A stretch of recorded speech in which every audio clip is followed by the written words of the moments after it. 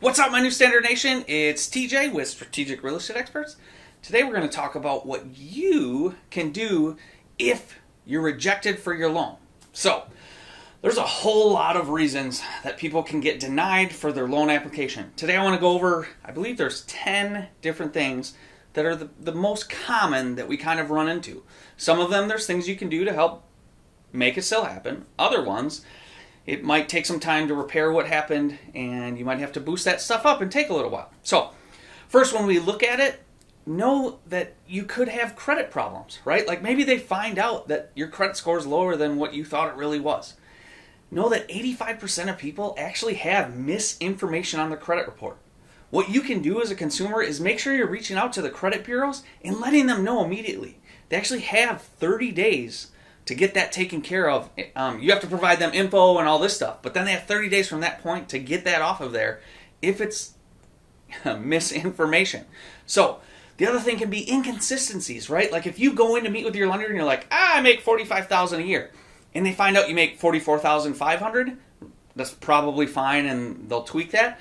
But if you tell them you make $45,000 a year and all of a sudden they find out you make $37,000, you could be in trouble, especially if they're pushing your debt to income ratio. So make sure you're upfront and honest about everything. The last thing you want to do is get through everything. Pay for a home inspection, pay for the appraisal, spend all your time looking at houses, and then have it fall through because you were maybe skirting the edges of truth and honesty with your lender. So be honest, be upfront, because we can put a game plan together to get most people in a house fairly quick, a lot quicker than you might think. Excuse me.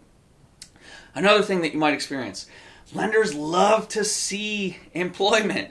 So in some cases, they're going to want to see that you've been at a job for over 2 years. And I don't mean necessarily the same job, but if you're a secretary and you're going to move across the hall to somewhere else and be a secretary, but just make more money, they're totally okay with that, as long as it's been the same type of industry or field. But if you were a dentist and all of a sudden you're going to go out and be a construction worker, that might be a little different. Probably because your pay is going down. But again, when you're making lateral moves in the same type of industry, totally okay. Another reason we see stuff fail, self-employed people. We have like the hardest time getting you loans because they look at self-employed people as more risky than someone that's working for a company. So if you're self-employed, you're going to have 2 years of tax returns as being a self-employed person so that you can show you're a good businessman or woman and will be able to repay that debt. So self-employed, if you have not been for over 2 years or at least 2 years, you're probably going to have to wait a little bit of time. So another reason we've seen it happen, somebody lose out and not get their loan approved. They lose their job. There's not a lot you can do with that other than if you can find a job in that same industry field, similar pay or more, we can probably save it somehow. But if you lose your job, it's obviously going to be a tough thing to be able to get a house. One of the other things we see is maybe not you getting disapproved, but the property you're buying gets disapproved. We see this happen a lot with condos. So if you're buying a condo and you don't have a lot of money down, you're not using a specific lender that's got this project approved, like condo project, your loan might get denied. So condos have a lot more rules and stuff like that. My point isn't to go into all this stuff with condos, but no, if you're buying a new construction condo, a lot of those have a lot more rules and they're limited on the types of loans and stuff that are out there for them. So, doesn't mean you can't still buy it, just might have some more hoops to jump through and make sure we're talking to the right people so you get the right loan and can actually buy your place. The other one, not through a fault of your own, is anytime you buy a property and you're going to obtain a mortgage, the lender is going to do an appraisal to justify that value. Well, if that appraisal comes in low, obviously, they're only going to lend up to whatever that appraised value is, less your down payment. So if you're buying a property, you offer $210,000, appraisal comes in at $205,000, there's a $5,000 difference. You can ask the seller to drop $5,000, or you can make the difference up and bring an extra $5,000 to closing. So won't necessarily kill the deal, but potentially could, especially if the seller won't come down or you won't go up. So this is one we see a lot, but we see people add new debt. So people will go buy a house, get it under contract. Lender says, yeah, you're all approved. They go out, they buy a car. They go to the furniture store and they buy a bunch of furniture or TV and they put it on credit.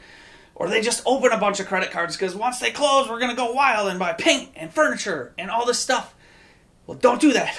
Don't do it till after you close anyway. So, don't open new debt. Don't co-sign for somebody else on debt. That is going to go against you. We always tell all of our people, we actually give them this 10 deadly sins thing to do when applying for a loan. Don't do anything with debt and co-signing or any of that until you reach out to us or your lender, so we make sure that you're putting yourself in the best position and not going to hurt your chances of getting the house. Lastly, and thank goodness this is one that hasn't happened to us, but illegal discrimination. Unfortunately, it's out there. People will discriminate on you based on, it could potentially be anything, right? So if you ever feel like your lender has discriminated against you, there's resources for you out there to reach out and make sure that that didn't happen. Again, these are just 10 general, these are things that could happen to you to disapprove you from getting a loan. There's lots of stuff you can do to put yourself in a better position to make sure none of this stuff happens.